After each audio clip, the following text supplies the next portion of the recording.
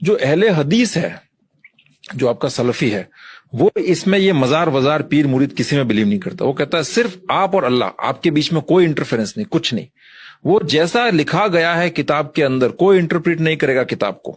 جیسا کتاب کے اندر لکھا گیا اس کو لٹرل فالو کرتے ہیں. اس کو مطلب کتاب اس پر لکھا ہے کہ اس آدمی کے اوپر تھوکنا ہے تو آپ کو تھوکنا ہے. پروفیٹ، وہ ان کے جو سلافی ایک ورڈ یوز کرتے ہیں، تو سلاف السلاف، جو پروفیٹ محمد کے ساتھ کے جو لوگ تھے نا، صحابہ لوگ جو تھے، وہ لوگ جس طرح کا زندگی بسر کرتے تھے، جو کام وہ کرتے تھے، وہ لوگ سلفی، وہابی اور اہل حدیث. سنیوں میں ایک سموہ ایسا بھی ہے جو کسی ایک خاص امام کے انوسرن کی بات نہیں مانتا.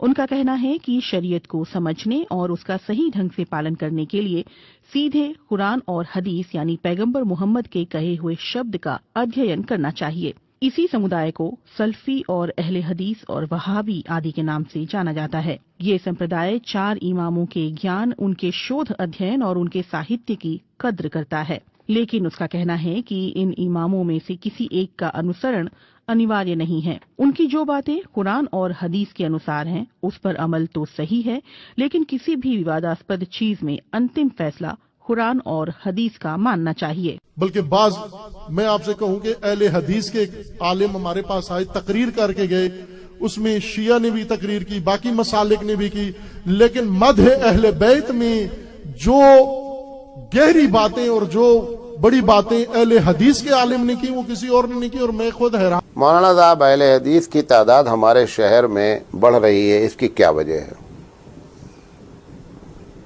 اس کی پہلی وجہ یہ ہے کہ ہم بے دلیل بات کرتے ہیں، وہ دلیل کے ساتھ بات کرتے ہیں. پہلی وجہ. ہمارے ہاں مدارس میں ہم کو فقہ پڑھائی جاتی ہے اور حدیث سے دلیل نہیں دی جاتی ہے. یہ بنیادی وجہ ہے. سر، اہل حدیث جس طرح نبی الاسلام کو مانتے ہیں نا، اس طرح اور کوئی نہیں مانتا. کیونکہ آپ لوگوں نے تو لوگوں کے بنائے ہوئے امام بنائے ہوئے ہیں. اہل حدیث نے اس کو امام مانا ہوا ہے جس کو اللہ نے امام بنایا ہے. ما ضل صاحبکم وما غوی. اہل حدیث کی آپ کے بزرگوں سے کوئی دشمنی نہیں ہے. وہ جو کچھ کہتے ہیں نبی الاسلام کی محبت میں کہتے ہیں. آپ ذرا ان کے قریب ہوں، آپ کو پتہ چلے گا کہ اہل حدیث نے نبی الاسلام کو صحیح مانا ہے. باقی تو صرف نام کے ہی مان رہے ہیں. ٹھیک. اس دور میں کتاب و سنت کا اور قرآن و حدیث کا سچا محافظ اگر کوئی ہے تو اے اہل حدیثوں وہ تم ہو. کعبے کے رب کی قسم، کتاب و سنت کے سچے علمبردار اگر کوئی ہے تو وہ تم ہو. نبی اکرم کی دعوت کے سچے محافظ اگر کوئی ہو تو تم ہو. اللہ کی کتاب کو، شریعت محمد کو اپنی اصلی شکل میں اگر کسی نے باقی رکھا ہے تو اہل حدیثوں وہ تم ہو. سارے لوگوں نے آمیزش ملاوٹ شروع کر دی. کسی کے ہاں پیروں کی ملاوٹ، کسی کے ہاں فقیہوں کی ملاوٹ، کسی کے ہاں اماموں کی ملاوٹ، کسی کے ہاں محدثوں کی ملاوٹ. اگر فقیہوں، اماموں، محدثوں، پیروں اور ولیوں کی ملاوٹ سے رب کا دیا ہوا سچا اسلام، شریعت محمدی کا سچا پاسدار اور خالص اسلام اگر کسی کے پاس ہے تو اے اہل حدیثوں تمہارے پاس ہے. تم اس کی حفاظت کرو، تم اس کی رکھوالی کرو.